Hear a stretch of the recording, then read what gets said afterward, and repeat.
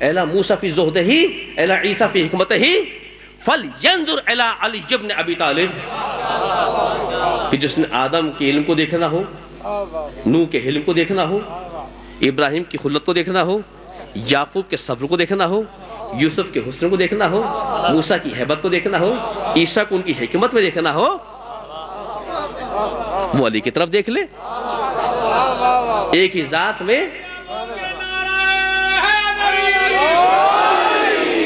ایک ہی ذات میں علم آدم بھی ہے، علم نوح بھی ہے، خلت ابراہیم بھی ہے، صبر یعقوب بھی ہے، حسن یوسف بھی ہے، زہد موسیٰ بھی ہے، حکمت عیسیٰ بھی ہے. ایک ہی ذات میں، ایک ہی ذات میں، ایک ہی ذات میں. بس عزیزو یاد رکھیے، پہچاننا چاہیے یہ کون ہے، یہ پیکر وفا کون ہے. یہ پیکر وفا، عظمت انسانیت کی معراج علی، کرامت انسانیت کی معراج علی، شرافت انسان کی معراج علی. کون ہے یہ علی؟ کیا مقام ہے اس علی کا؟ کیا کردار ہے اس علی کا؟ دیکھیے، ہمیشہ دنیا والوں سے ہم ایک ہی پیغام کہتے ہیں، وہ یہ کہ دیکھو، یہ مت دیکھو کہ کون کہہ رہا ہے، یہ دیکھو کہ کیا کہہ رہا ہے. ہم جب تمہیں پکارتے ہیں تو کیا کہتے ہیں تمہیں؟ ہم کیا کہتے ہیں؟ آؤ باب العلم کی طرف آؤ، در علم کی طرف آؤ. بھئی جو ہم در علم پر تمہیں بلا رہے ہیں، یہ کس لیے بلا رہے ہیں؟ ہم یہ چاہتے ہیں کہ در علم پر آ جاؤ تاکہ شہر علم سے علم حاصل کر سکو.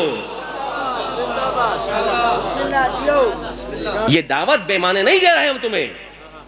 ہم چاہتے یہ ہیں کہ باب علم سے رشتے کو جوڑ لو تاکہ شہر علم سے کا فیض حاصل کر سکو.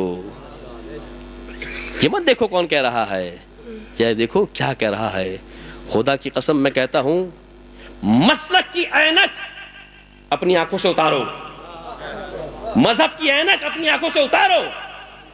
آج دنیا پریشان ہے نا کہ انسانیت کی بقا کے لیے کیا کیا جائے، ارتقاء انسانی کے لیے کیا کیا جائے، بلندی انسانی کے لیے کیا کیا جائے. خدا کی قسم ہر ایک مرض کا علاج علی کی امامت میں ہے، ہر مصیبت سے چھٹکارا ذات علی میں ہے. اس باب علم سے وابستہ ہو جاؤ، اس باب علم سے وابستہ ہو جاؤ.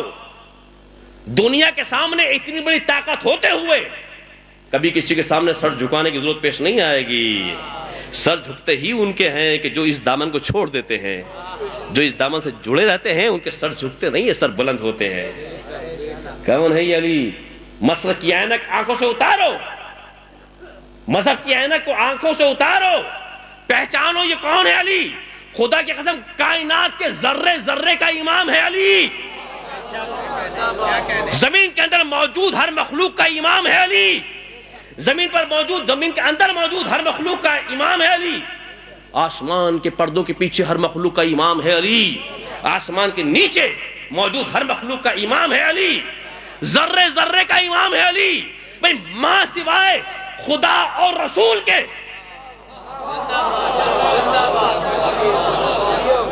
ماں سوائے خدا اور رسول کے کائنات کے ذرے ذرے کا امام علی ہے. خدا خدا ہے، خدا اور رسول کے علاوہ علی کائنات کے ذرے ذرے کا امام ہے. جب میں یہ کہہ رہا ہوں کہ کائنات کے ذرے ذرے کا امام ہے تو اس کا مطلب یہ کہ آدم کا امام علی، نوح کا امام علی ہے، یعقوب کا امام علی ہے، یوسف کا امام علی ہے، ابراہیم کا امام علی ہے، موسیٰ کا امام علی ہے، عیسیٰ کا امام علی ہے. بھئی علی کی امامت کو چھوڑ کر جب نبیوں کی نبوت نہیں رہتی تو تمہارا اسلام کیسے رہے گا؟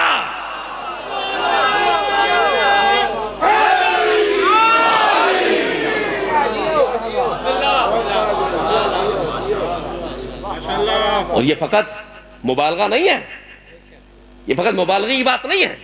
کوئی یہ کہہ دے اتنا مبالغے سے کام لے رہے ہیں کہ آدم کا امام بھی علی، ابراہیم کا امام بھی علی، موسیٰ کا امام بھی علی ہے، عیسیٰ کا امام بھی علی ہے. مبالغہ نہیں ہے.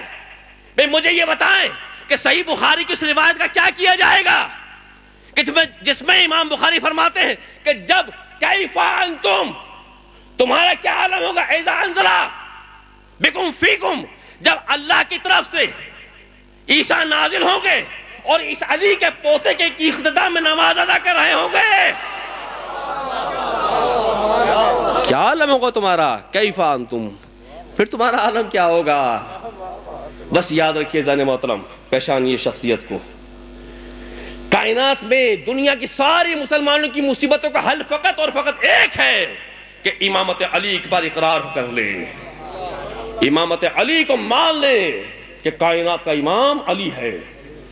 مصیبتوں کا مداوا فقط اس میں علی میں ہے، امامت علی میں ہے.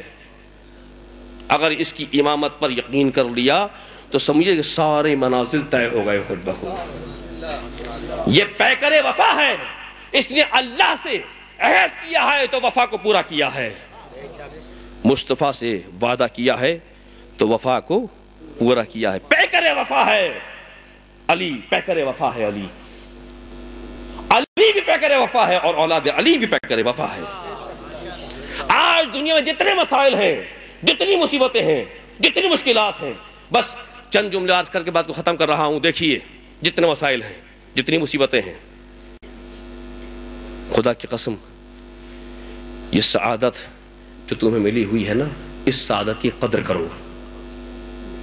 کون سی سعادت؟ یہ سعادت جو بزم حسین ابن علی میں بیٹھنے کی ملتی ہے.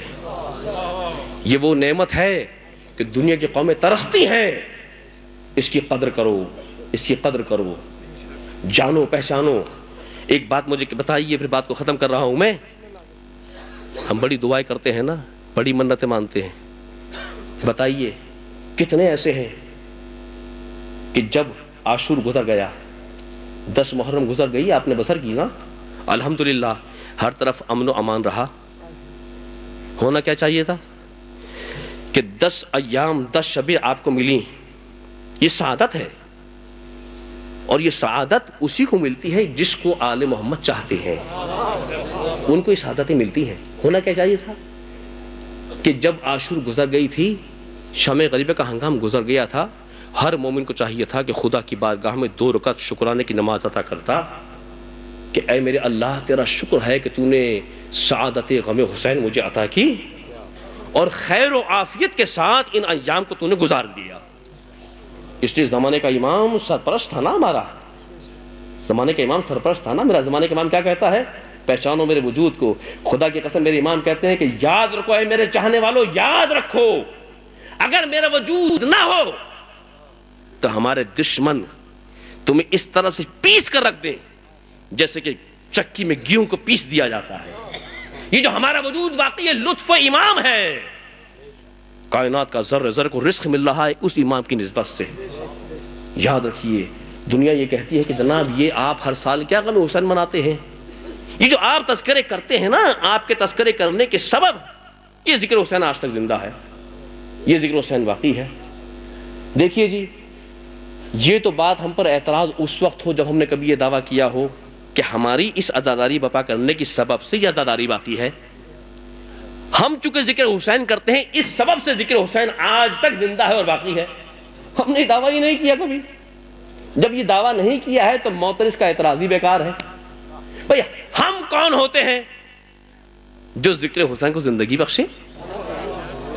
ہم کون ہوتے ہیں جو حسین کو زندگی بخشے، اس عزا کو زندگی بخشے؟ ارے یہ تو حسین ہے جس نے ہمیں آج تک زندہ رکھا ہوا ہے. یہ تو ذکر حسین ہے جس نے ہمیں آج تک باقی رکھا ہوا ہے. کون ہے یہ حسین؟ اسی پیکر وفا علی ابن ابی طالب کا فرزند ہے یہ حسین، جس نے ہر شے کو قربان کیا، ہر شے کو قربان کیا ہے. اور کیا وجود پیش کیا ہے؟ بقول شاعر کہ دین خالق کو دیا مر کے سہارا کس نے، اور مر کے زندہ کیا اسلام دوبارہ کس نے. دے کے سر کیا ظلمت کا کنارہ کس نے. موت تو مارتی ہے پر موت کو مارا کس نے. اور رہ گئی موت فنا تک، یہ بقا تک پہنچا، موت کو مار کے شبیر خدا تک پہنچا. وہ ہے حسین. تصور پیش کیا ہے کہ یاد رکھو اے انسان، یاد رکھ، ہر دور کا انسان یاد رکھ. اگر تجھے پتا ہے کہ تو حق و صداقت پر ہے، راہ راست پر ہے، تو یاد رکھ کسی شے میں طاقت نہیں کہ تیرے پائے سوات میں لغزش لا سکے. بس سب سے بڑی مصیبت کیا ہوتی ہے؟ موت ہوتی ہے نا. موت سے گھبراتا ہے نا, زندگی پیاری ہوتی ہے, موت سے گھبراتا ہے انسان. مگر آپ کو یاد نہیں کہ روز عاشور تو وہ دن تھا کہ جس دن موت جائے پناہ ڈھونڈ رہی تھی کہ آج میں پناہ کہاں حاصل کروں. بقول جوش کے تصور کربلا کیا دیا حسین نے, بقول جوش کے کہ کربلا سر سے کفن باندھ کے جب آتی ہے, وسعت ارض و سماوات پہ چھا جاتی ہے, تند انفاس سے فولاد کو برماتی ہے, اور تبر و تیر کو خاطر میں کہاں لاتی ہے, چڑھ کے نیزے پہ دو عالم کو ہلا دیتی ہے, اور کربلا موت کو دیوانہ بنا دیتی ہے. وہ ہے حسین, وہ ہے تصور کربلا. اس پیکر وفا کے ساتھ وفا کا عہد کرو. یہ جو ہم علم بلند کرتے ہیں نا, یہ علم کیا ہے؟ کبھی اس کی حقیقت کو پہچانا آپ نے؟ یہ فقط کپڑے کے پٹکے کا نام نہیں ہے, ایک چاندی کے پنجے کا نام نہیں ہے. نوجوانوں, اس کی حقیقت کو پہچانو, یہ علم کیا ہے.